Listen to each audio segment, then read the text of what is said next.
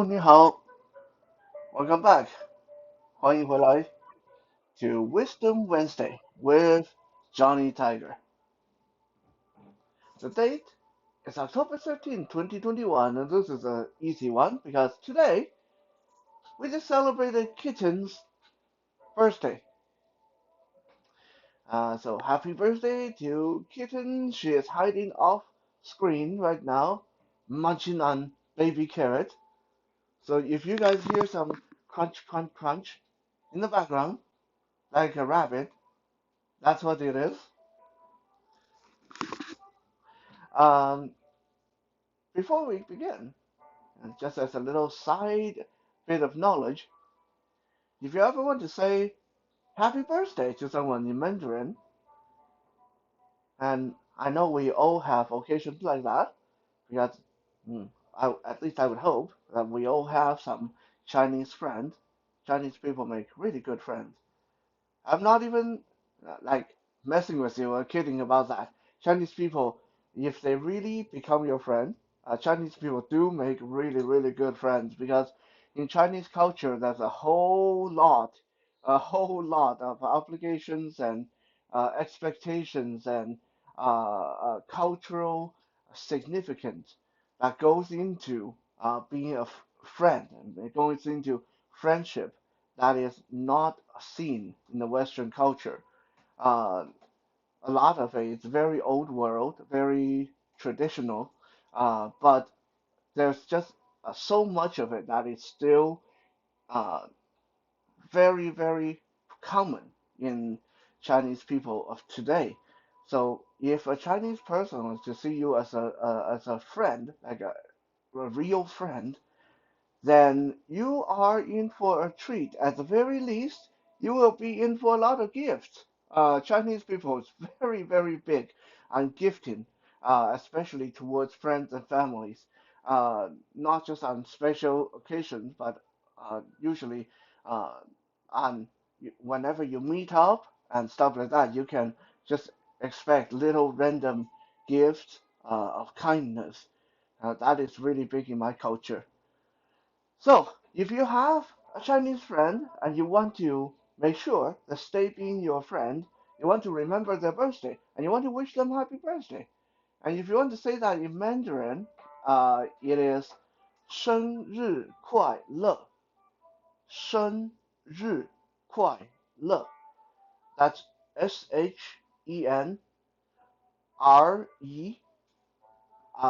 It's not re, it's r. R. So put your tongue against the roof of your mouth and make that R sound. R. 生日快乐. Kwai, Kwai, and then le. Le. Again, it's not li, but le. Think of it as give it a French pronunciation. Le. 生日快乐. 生日 means birthday. The time is now 7 p.m. Thank you. Um, 快乐 means happy, joyful. 生日快乐, birthday, happy, happy birthday. A lot of Mandarin is kind of interesting when you translate between Mandarin and English. Phrases are almost in reverse to each other. Uh, like good morning, for example, in Mandarin is 早安, 早安, which is actually mean morning good. So things kind of go backward when you translate them.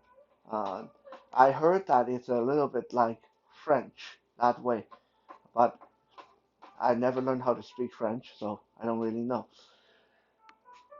So a while ago, I remember we talking about the Imperial Exam system, and in the old days when that was the only means for commoners to work for the government, to work for the emperor, was to pass the Imperial Exam.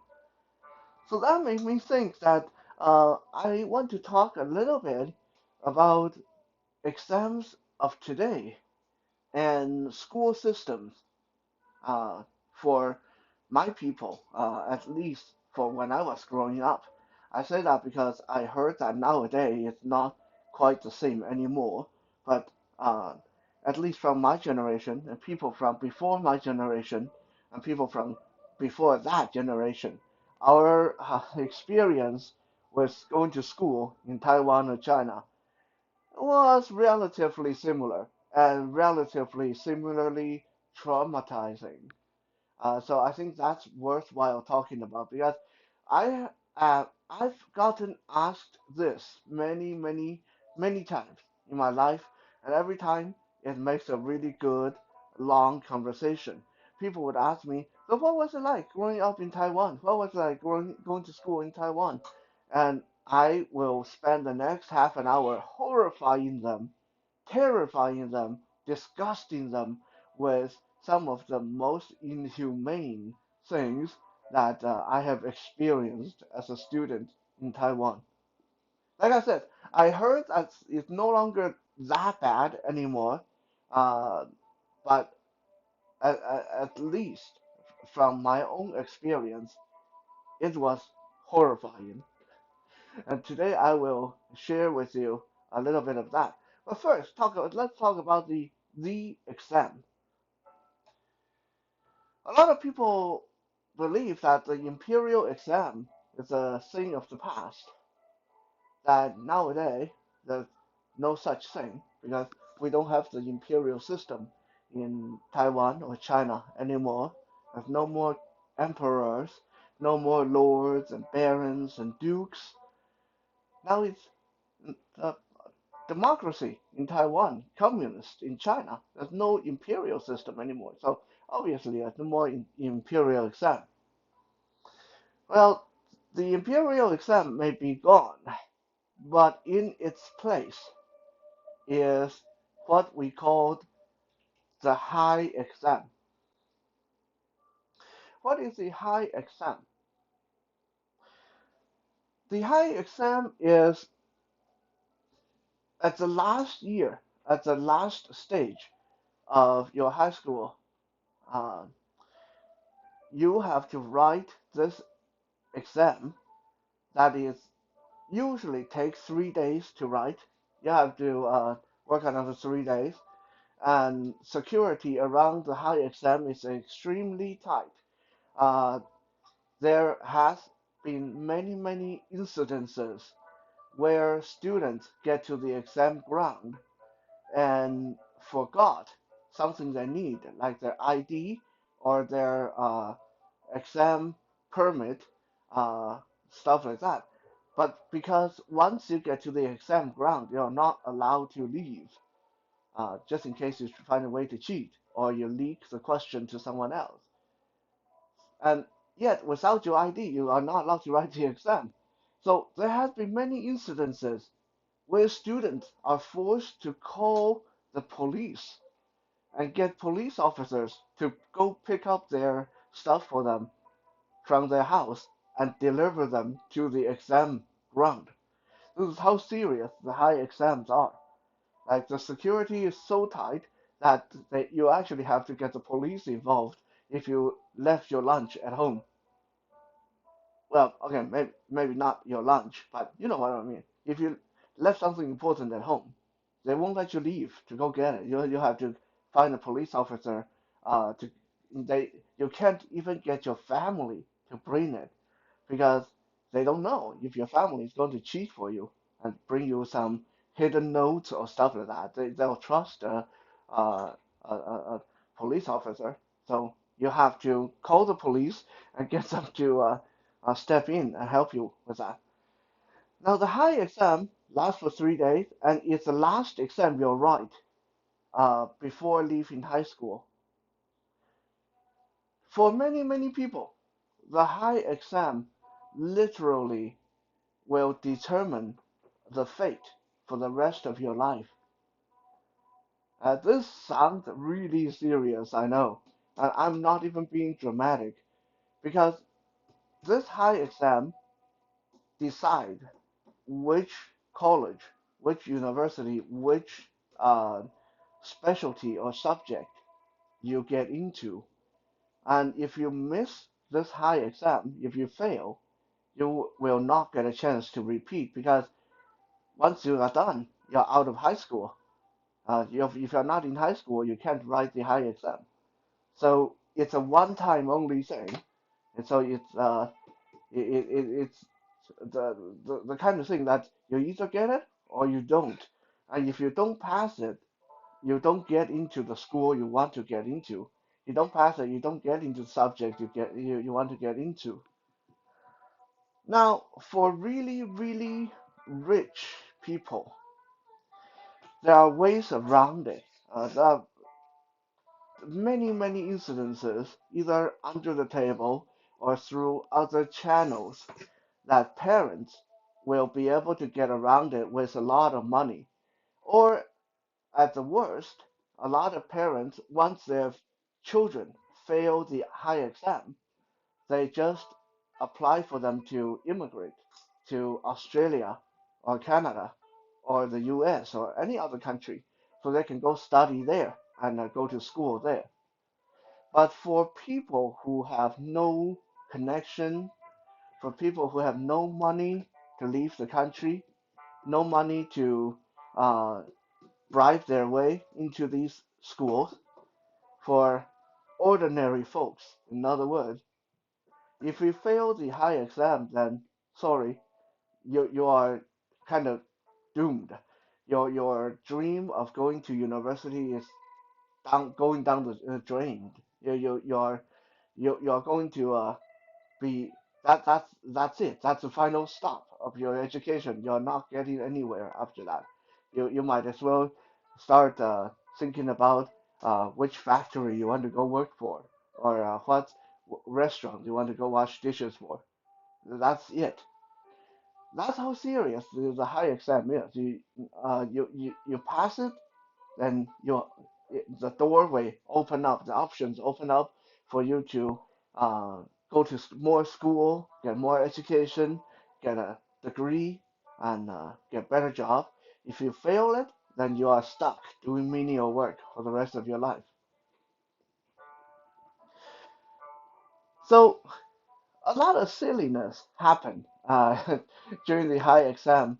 Like I already mentioned, police often have to step in to help fetch stuff from people's houses because people get to the exam ground and then they forgot their ID or passport or stuff like that. Another interesting trend during the high exam is that many parents will get a little bit wonky, a little bit superstitious, a little bit silly. Because this exam is so important, parents see their children stressing out and worrying about the result and studying, and the parents feel that they can't contribute anything to help their kids, especially for the 3 days when the kids are in there writing the exam. Parents feel so helpless and so insignificant that nothing they can do to help their children out.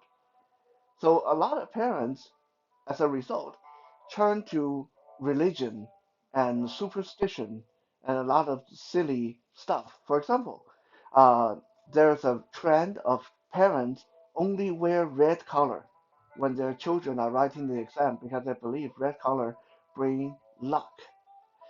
There are parents who only wear, and I'm not joking. This is how silly it gets.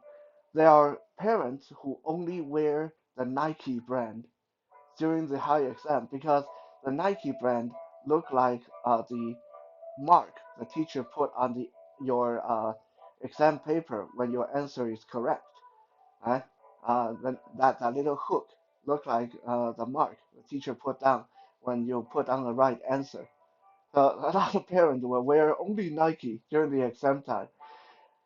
Even more, a lot of parents will actually physically go to the exam ground and stay outside. They will camp out outside and set up little shrines and set up little prayer stations.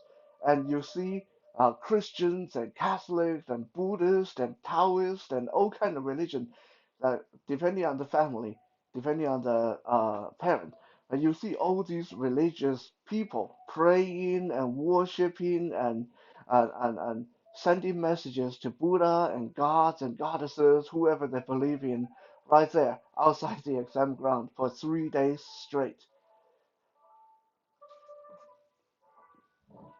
So now that we know that how serious the high exam is, and how it's able to make people do act rather silly, uh, we probably can sort of understand why education for Chinese people in Taiwan, China, has always been such a serious and traumatic experience. Because everything you do from kindergarten up to grade 12 is for that moment. Everything you do for those 12, 13 years is preparing you for that high exam. Because, again, like I said, you fail that exam, you are kind of doomed for the rest of your life unless your family is rich.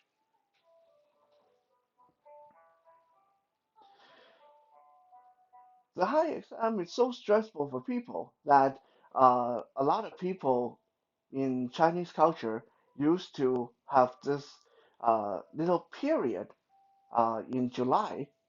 They're called Black July. Here in North America, we talk about Black Friday.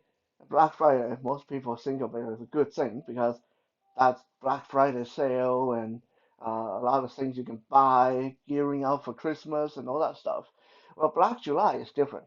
Black July is the 3 days of the high exam where students are literally going insane, worrying about if they're going to fail, worrying about if they're going to pass. And then the few days after, when results start to come out, and a lot of students sadly fail the exam and end up committing suicide. It is really sad. I remember when I was growing up in Taiwan, we literally would hear about uh, high school students that would crack under the pressure of gearing up for the exam. High school students that failed the exam that would throw themselves off the bridge or off the top of the building or uh, swallow poison to kill themselves because they felt that that's it. They would never get a good job. They failed the exam. They had nowhere to go after that. They disappointed their family. They brought disgrace upon their family. It's that serious. It's really, really sad and kind of crazy. So, what is a typical day for student growing up in Taiwan, China? Uh, when I was going to school there, when I was growing up, so no, we are talking about in the late 80s, early 90s. What was a typical day? I mentioned late 80s, early 90s just to show you that I'm not talking about like 50 years ago. I'm not talking about 100 years ago. I'm talking about a mere 20 odd, maybe 30 years ago. You know, how crazy things get there when I was growing up. On average, I would be in school by 6:30 in the morning. So you have to get up. It's like 5 in the morning. Get ready, go to school. You arrive there 6:30. 6:30. Students file in. By the way, public school was all uniformed. Here in North America, we usually see that private school students who go to private school wear uniform of some kind to show what private school they're from. In Taiwan and China, no matter if you're private school or public school, you all wear uniform. While you're in school, you're not usually addressed with by your name. You're addressed by that number on your uniform. Uh, you're going to that school, you're number 5254. You're not Johnny Tai. Uh, some teacher who really like you or who are friendly or other students who are your friend will call you by name. But if you run into a teacher in the hallway, or if you go to the principal's office to report in, you are addressed as your number, your serial number, your barcode that's on your uniform. Uh, you go into the school at 6:30 in the morning, and by 6:45, there's a 30-minute period where you have to clean the school. You have to clean the school. So every classroom have to take turn cleaning the school. Basically, like Monday would be classroom 1 and 5 and 10, and then Tuesday would be classroom 2 and 6 and 11, and so on and so on. Usually, there's like four classes or uh, a group of classes, let's say, every day that's designated to clean the school. And so you have to clean the hallway, the washrooms, and everything. They didn't hire janitors. Like we were the janitors as students. Every morning we have to clean that, and then after cleaning, we meet on the sports field, and we do the raising of the flag. They make the flag go up the pole, and we sing the anthem, and then we have to stand there. By 7 o'clock, it was already really hot in Taiwan. We stood there and listened to the counselors and principals and vice principals talk about uh, how it's so important to be patriotic, how we have to grow up to be good citizens, and we have to be loyal to our country and love our president and be respectful to our teachers. And then right after that flag ceremony is the most dreaded part of the day. Right after the flag ceremony, before the first class, mind you, before they even teach you anything, there's a period of punishment. There's a punishment period where your teacher will come read out a list of all the offenders. So and so didn't put their pencil away previous day. So and so arrived late this morning. So and so was talking in class last week, and so on and so on. They keep a whole name of people who broke rules, and everyone is called to the front of the class and get punished. And the punishment can go from anywhere from having to uh, be slapped across the face, or they hit you on the hand with a bamboo cane or ruler, or they hit you on the bottom. That's the most humiliating, of course. Um, or you have to do some crazy thing that almost like martial art workout. You go stand in the corner on one leg while holding a chair in your arm, and if you dare to put your foot down, then you have to uh, stand for another half an hour. Some crazy stuff like that. Some teachers will actually make you do push-ups or sit-ups. So the form of punishment is strictly up to the teacher. There's typically five classes a day, three in the morning and two in the afternoon. Each one lasts about an hour and a half. Um, at lunchtime, you eat whatever they give you. Uh, you students were not allowed to bring your own lunch. You wear the uniform, you eat like everybody else. Whatever they serve you from the school kitchen, you're going to eat. After lunch, you get half an hour to clean the school again. Basically, repeat what you did this morning. Clean the washroom, clean the gutters, clean the roof of the buildings, clean the windows, yada yada yada. And then, quite surprisingly, they give you half an hour of nap period.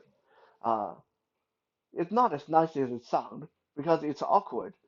You have 50 people in a classroom, and they tell you to sit down at your desk, put your head down, and go to sleep. Yeah, they literally tell you to put your head down and go to sleep. You cannot say no to it. If you act up during nap period, if you Uh, if you're not sleeping, if your teacher catch you not sleeping, they're going to say you have too much energy and they're going to find something really unpleasant for you to do. Like tomorrow when it's time to clean the gutter, no one's allowed to help you. You have to clean it all on your own because obviously you have so much energy, you don't need a nap. That's what they did. The nap was forced upon you, and then when the nap time was up, everyone had to wake up and be alert, and the afternoon session would resume.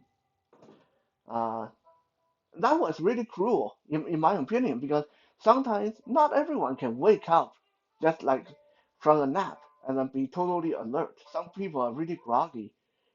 Some people want to sleep a little bit more. But when they do that, it's crazy because you wake up from your nap and you're kind of groggy. You're not really paying attention to the lesson, and then you get punished. Next day, or during punishment period, your name will get called. Uh, so we start the school day at 6:30 in the morning. School didn't end until 4:30 in the afternoon. Typically, in every class, even at grade 4, grade 5, grade 6, typically in every class there was 70 to 80 students.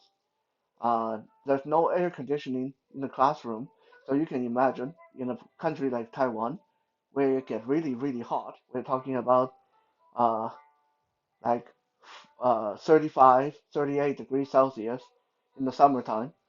It was torturous to sit in a classroom with 70 people. Everyone's sweating, everyone's hot, everyone's cranky. And on average, every month you will get 1 to 3 exams. And if you fail those exams, you get punished. Uh, if you didn't do as good as the teacher thought you should, you get punished.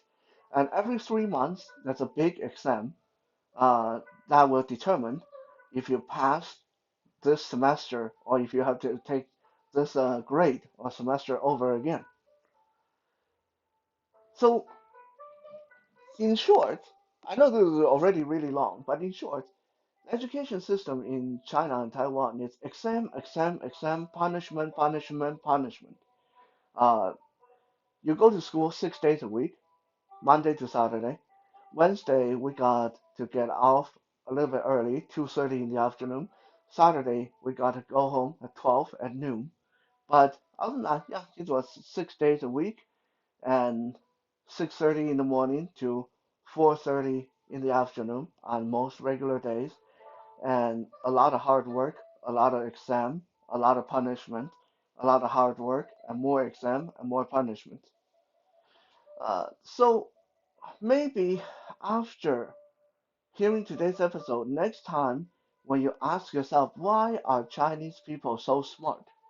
Why are Chinese people so overachieving? Why Chinese people so serious when they study? Why don't they have fun? Why don't they go out for party? Why do they have to be so serious? Maybe you'll understand because that is the system that we came from. Education was never about fun. It was never even about knowledge. It was a lot about brainwashing and whipping everybody into shape and make sure everybody was in line with the entire system. Thank you for checking out today's Wisdom Wednesday. I don't know how much wisdom there was in it, but I hope it was interesting. We'll be back again tomorrow for Toy Thursday. And again, happy birthday to Kitten. 生日快乐